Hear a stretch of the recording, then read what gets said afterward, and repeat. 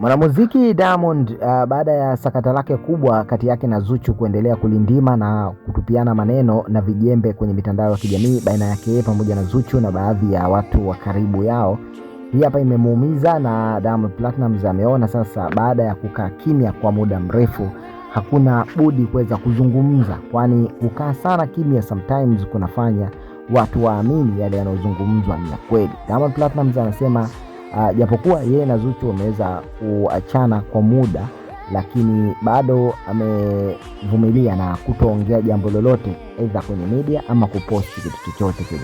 Anaishia tu kuona watu wakilalamika na wakimtupia mizigo ya lawama Diamond Platnumz kwa alichokifanya, licha kwa sababu zimeelezwa ni nyingi kweli. Diamond sasa siku ya leo ameweza kuvujisha baadhi ya messages ambazo amekuwa akichat na Tifa Dangote, mtoto wake, kuhusiana na Tifa alivyokuwa akimuulizia kuhusiana na mama yake, yani Zuchu, mama yake wa kambo, na Diamond alikuwa akimjibu kama mtoto, akimjibu kiweredi zaidi, kutoweka maneno yote makali wala kummezesha sumu yote.